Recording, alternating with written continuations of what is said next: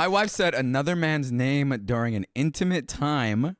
She reasoned it was only a slip of the tongue. Her tongue's probably been slipping some other places. I'm 27 male in a fight with my wife, 27 female, after an incident during intimacy.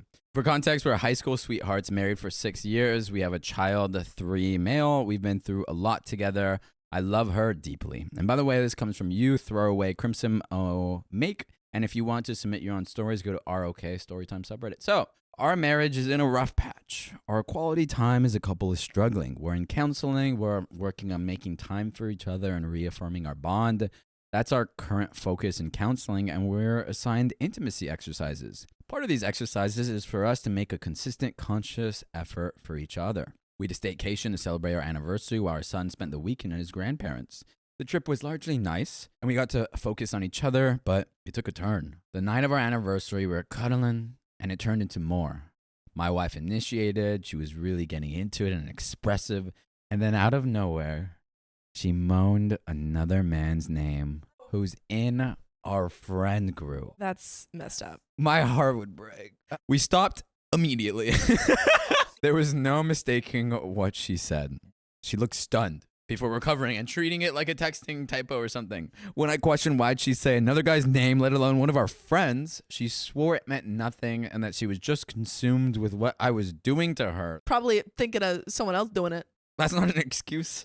I couldn't buy it. I don't believe it meant nothing, not the passionate way she said it. I believe she was fantasizing about him while being with me. She insisted it wasn't like that and was only a slip of the tongue. I asked why his name in particular. First, he didn't know.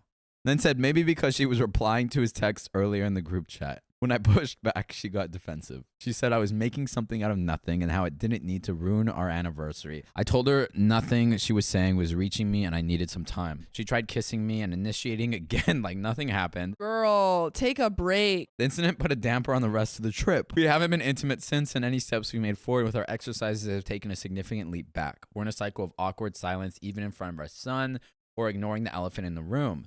She's being extra affectionate now, but I can't shake what happened. I never thought twice about their friendship, but now I'm seeing past interactions differently. I love my wife. She and our son meant the world to me. I've been committed to working on our marriage, but I'm at a loss here. I feel my wife isn't being honest and is attempting to rug sweep by pouring on affection. I'm left reconsidering everything. I don't know how to navigate forward. I need outside perspectives. We got some comments. Bad Guy Busters 2020. Definitely need to save conversations on this for your counseling sessions. I highly recommend using a therapist certified in the Gottman method.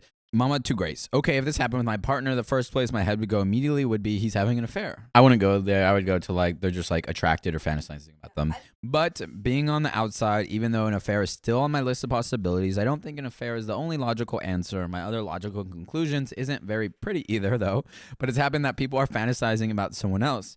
So she may just have the hots for this dude and thinking of him gets her going, and she was so in her own head picturing him that she got lost in her own moment and it slipped out. For me, this option would still be grounds for me to take a step back and question a lot. Even in thinking of my partner fantasizing about a friend while having spicy sleep with me makes me want to throw up.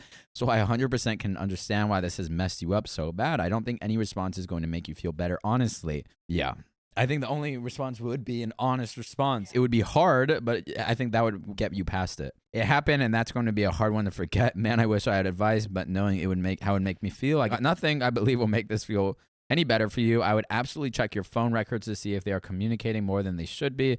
That would definitely be my first move. Sheepskin Rugger. Reddit is bananas. There was a post here the other day by a guy who fantasized about another woman while having spicy sleep with his wife, and it was the best spicy sleep they ever had.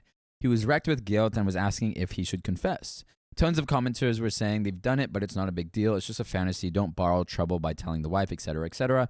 I'm not saying that to convince you to react one way or another. How you feel is how you feel. But I do say to caution you against taking advice from Reddit, because what you'll get tends to be completely arbitrary, and many commenters are influenced by what they read from others, and it snowballs. You're already in counseling with your wife. Take this there and ignore whatever you read from people who say it's no big deal. I fantasize about someone else every time I have spicy sleep with my partner, lol, lol. Or man, I can never get past this. She clearly wants that guy and it's only a matter of time before she cheats. Get out while you're still young. We don't have the answers you need. Talk to your wife and counselor. What every Reddit comment should be, we don't know jack crap. Figure this out on your own or with a therapist or through a conversation. But like navigate it without comments. Certain people have no idea the context of your life in intimate ways. Update. Thanks to everyone who reached out. I, 27 male, couldn't reply to everything, but the outside perspectives helped. The general consensus was that my wife, 27 female, and I's issues should be tackled in therapy. I know that's what I should have done, but I delayed. I was too embarrassed. The thought of bringing up what happened in counseling made it worse, but I knew it needed to be done. My wife didn't initially take kindly to it. She was defensive and accused me of throwing her under the bus. Who do you think is at fault here? You should be bringing issues into therapy. That's what it's for. I disagreed. I wouldn't throw her under the bus either. The truth is we never arranged topics in therapy beforehand. We argued over each other. Our therapist came through as a referee to call for a timeout for us to recollect and to reflect on the objective being working towards a solution, not going at each other. We were able to actually talk when things cooled off, and my wife was asked how she would feel if the roles were reversed. That's a great question. I really like that. She admitted if I had said another woman's name while we were having spicy sleep and on our anniversary, she wouldn't have handled it well at all. She apologized for downplaying my feelings. While I appreciated her acknowledgement, I still thought she wasn't honest about why she said that guy's name. So I pressed. She said she didn't want to hurt me more than she already did. Girl, you gotta do it. I told her she was hurting me by lying. She confessed that during a stint where we weren't having spicy sleep, she had engaged in fantasies to satisfy herself. One of them was of our friend. I knew the stint she was talking about. Intimacy as a whole has been a struggle, but there was a point where we were abstinent, spicy, sleepy. We weren't even sharing a bed at the time. We'd argue, then leave to separate rooms. Our own son, 3 male, would share the bed with us.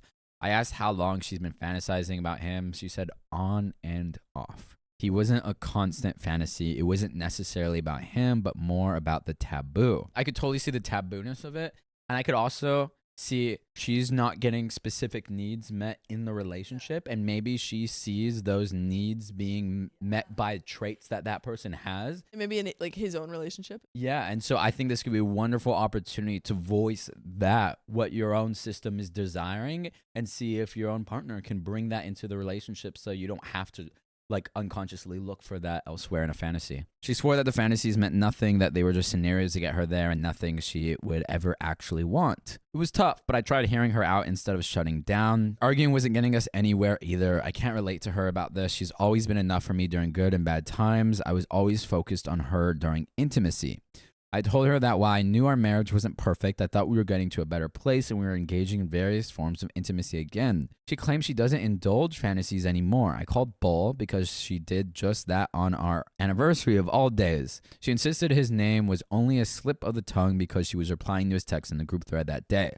She said she was consumed with what I was doing to her, and in the heat of the moment, his name slipped out. I felt like we were going into truth, and now it seems like we're kind of leaving back into lies. When I asked why she didn't tell me all of this after the incident, she said she felt guilty and afraid for our marriage. She said our marriage was already in a state of recovery and she didn't want to blow everything up over a stupid mistake. She kept saying she doesn't want him or anyone else. She only wants to be with me, and that's the only reason why she's fighting for our marriage. The session was a lot. I was mostly quiet after she finished. She asked me to please say something, but all I could say was I needed some time. I'm still sorting through how I feel. I believe she was more truthful, but it's difficult. Nor do I see things between her and our friend the same. I don't know if you could ever. Yeah, it'd always be kind of suspicious. Just glaring at the friends, and the friend's like, what's up? I would like to work on my marriage. My wife and our son mean the world to me. I want the best solution for everyone involved. Thank you to everyone. I appreciate the support. We got some more relevant comments. Art needs more floof. I think next thing is you need to do is schedule another therapy session and discuss tools for rebuilding trust. At this point, you bring up your trust was shook because she kept truthing, and how you know she isn't hiding more from you. That you don't want to distrust her, but you don't know how to rebuild. Allow me to be blunt about some uncomfortable truths. Everyone fantasizes. Let me be blunt. If someone says an absolute truth on the internet, don't believe them. Everyone fantasizes. It is if and how we act on our fantasies, and if we allow our fantasies to impact our real life, that matters. Keep your focus on her behavior, not her fantasies.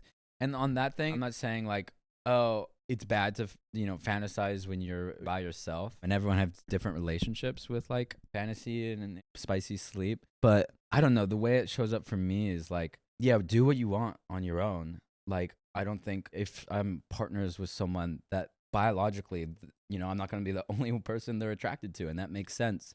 But if you're with me and you're thinking of someone else while we're having spicy sleep, it feels rude and disrespectful. Keep your focus on her behavior, not her fantasies. Trust is similar to rewitch and Espanoltion in that once it is broken, it is hard to rebuild, but it can be rebuilt. Trust is always a leap of faith. It is built on little acts of consistent, reliable behavior, but at its heart, it is a leap of faith. The little voices in your head, OP, the ones going, but what if she is secretly in love with my friend? But what if she thinks he is sexier than me, etc.? Yes, those voices, nothing your wife can say or do will be able to silence those voices. That is a battle for you and you alone. You need to figure out how to self-soothe those voices. Rick Russell TX. Well, that's the problem with trickle truthing. There's no way to know when she stops trickling and when she's telling the truth. Once you start lying, people don't know when you're truthing. The little boy who cried wolf situation. Yeah, I said it earlier, but I think this can be an opportunity to see like what of her needs are being met and what she's, unconsciously going into her head to try to meet and to get that outside of your relationship. And maybe it's possible to use this as an opportunity to bring just a wonderful, honest conversation around what both of you need. Very, very true.